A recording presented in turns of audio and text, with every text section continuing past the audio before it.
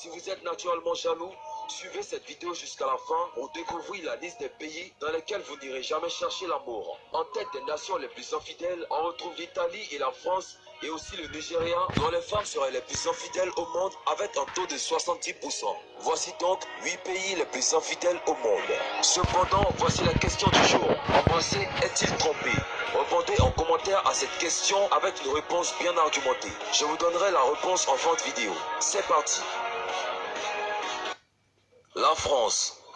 L'infidélité est en constante progression en France. Ainsi, un homme sur 2 et une femme sur 3 y ont succombé. Si la France est, pour les étrangers, une destination phare pour les voyages de noces, ils ne sont pas pour autant exemplaires en matière de fidélité. En effet, 43% des personnes mariées ont déjà eu une liaison. Les femmes en France ont 16,3% de chances de commettre l'adultère. Les hommes ont 22% de chances. Un article estime que la France rend obligatoire l'adultère. 93% de la population la commettent. Et laissez-moi vous dire qu'ils ne regrettent rien. On ne peut pas dire que les Européens ayant transgressé les lois de la fidélité soient rongés par la culpabilité. La grande majorité des Européens interrogés dans le cadre de cette enquête ne regrettent pas d'avoir trompé leur conjoint présent ou passé, relate le sondage IFOP pour Glinden. Finalement, partir à l'étranger est peut-être le seul moyen de protéger son couple en France. L'amour est-il un rêve oublié? Sur le fond, non. Sur le thème, ok. Près de 3 quarts des Français interrogés croient encore possible de sceller un serment de fidélité pour la vie. Les femmes seraient d'ailleurs plus nombreuses que les hommes à croire en la fidélité éternelle. Les Français seraient moins fleurs bleues. Ils sont plus sceptiques sur la possibilité de respecter ce principe entre partenaires. La fidélité reste néanmoins une valeur morale dégagée de l'obligation d'exclusivité sexuelle. Ce qui devient, il est possible d'aimer quelqu'un tout en lui étant infidèle, idée qui aurait, selon le même sondage, bien progressé à travers l'Europe ces dernières années. Le Nigeria. Si le Nigeria figure en tête de cette liste, il le doit à ses femmes. Durex, une entreprise de fabrication de a récemment mené une enquête auprès de 29 000 personnes dans 36 pays. En fin de compte, les femmes nigériennes ont été classées parmi les plus infidèles au monde. En effet, 70% des femmes nigériennes sont infidèles.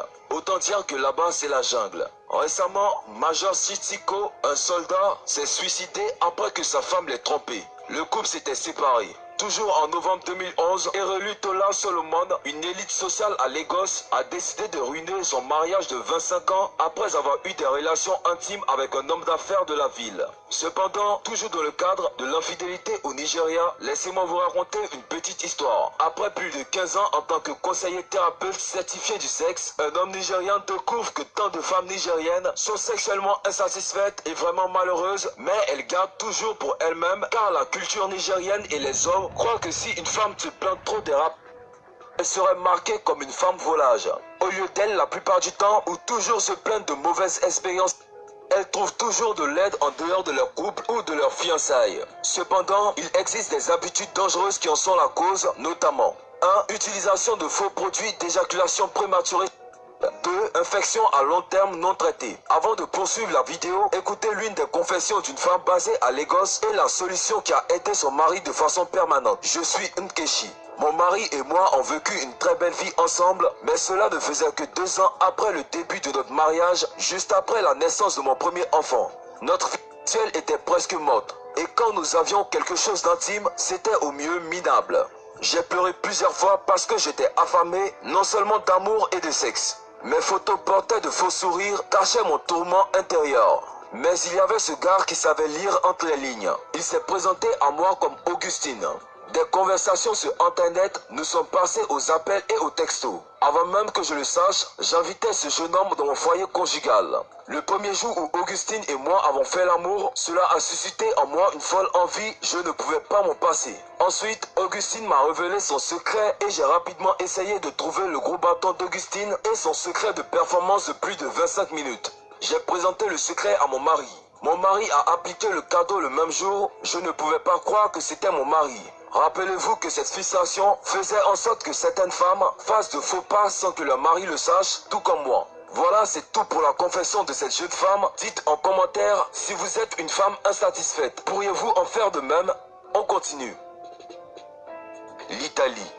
45% des Italiens seraient donc infidèles. Venise est la ville natale de Casanova, le coureur de jupons par excellence, et l'homme italien a conservé sa réputation. Selon lui, le déshonneur n'est réel que si l'infidélité est rendue publique. Selon une étude de l'association des avocats spécialistes du divorce, 55% des maris et 45% des épouses italiennes tromperaient leur conjoint. Sans surprise, 60% de ces petits écarts se passent sur le lieu du travail. Heureusement, l'aventure n'aurait pas de lendemain dans 70% des cas. Le système judiciaire italien a dépénalisé l'adultère pour les femmes mariées. Les femmes italiennes peuvent désormais mentir sur une affaire d'infidélité pour protéger leur honneur. L'Espagne. C'est caliente chez les Espagnols pour qui le mariage ne semble pas être synonyme de fidélité avec un taux de 39%. Les infidèles espagnols sont simplement plus nombreux à le faire par amour ou désir. Raison qui explique près de la moitié des passages à l'acte en Espagne. Ou simplement pour commettre une autre expérience et moins nombreux à vouloir s'accorder en parenthèse ou à vouloir se venger. Par ailleurs, 52% des Espagnols ne peuvent pas tromper quelqu'un qu'ils aiment, contre 47% des Français. Un tiers des personnes interrogées s'en estiment capables selon certaines conditions et environ 15% en sont absolument capables. Parlons maintenant du grand pardon avec les Espagnols. Les Espagnols sont globalement d'accord, respectivement 42 et 43% acceptent de pardonner. Les Espagnols sont toutefois 45% à pouvoir peut-être pardonner en y mettant des conditions, lorsque les Français ne sont que 35%. A l'inverse, 14% des Français quasi sûrs de pouvoir pardonner contre 6% des Espagnols. 8% des premiers et 6% des seconds disent l'avoir déjà fait. Et vous, êtes-vous capable de pardonner une infidélité ? La Norvège.